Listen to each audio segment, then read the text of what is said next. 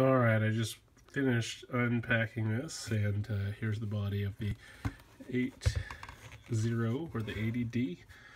I put my Sigma lens on here as well as the same battery grip from the 70D. It is almost virtually the same in the form factor. The build looks very similar. What's different looks to be a new jack here for headphones.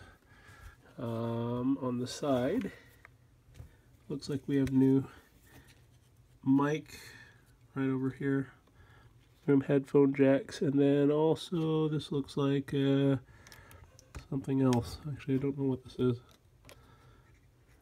It looks like a shutter release maybe.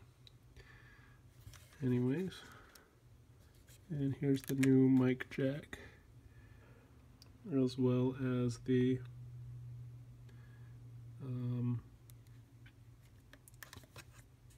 headphone jack. Looks like we have some HDMI outputs, as well as USB. Let's take a look at how this thing boots up here. Okay, date and time. Date today is the 30th. Still kind of the same D-pad. It's a little different feel. Time right now is approximately, let's see, 7:50. So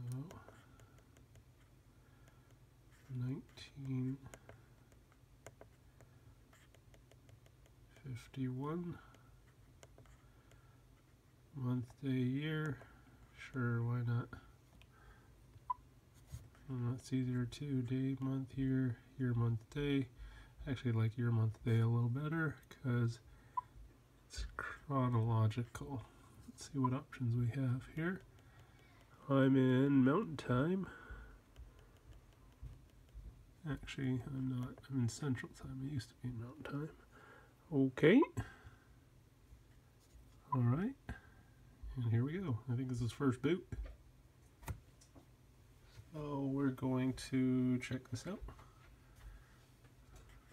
And looks like nothing is happening. Oh, you know what?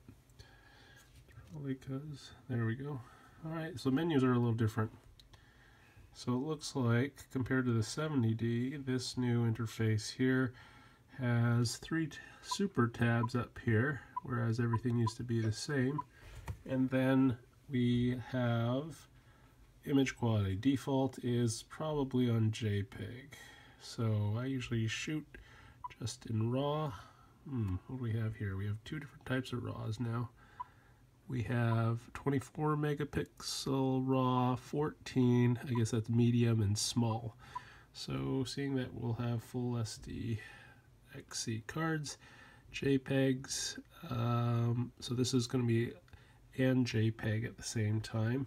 So typically I export my own JPEG, so we'll just keep in RAW, which is 6,000 by 4,000 pixel images.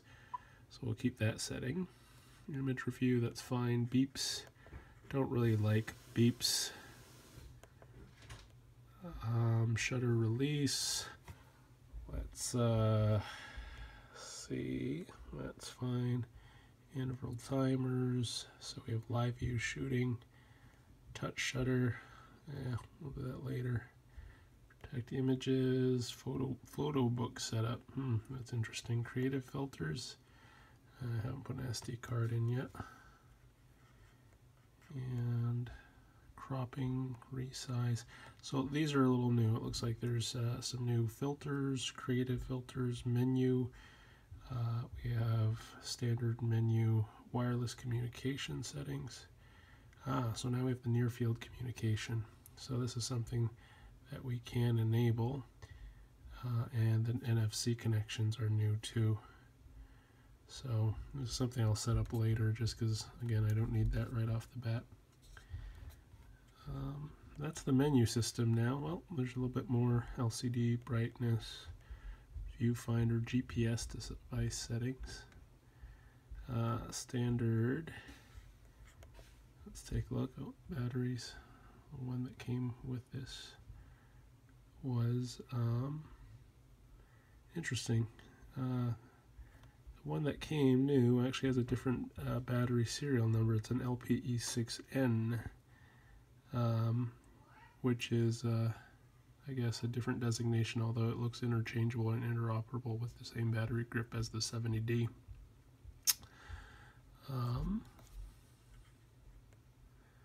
Multi-function lock, and that's it. Button layout's exactly the same as the 70D.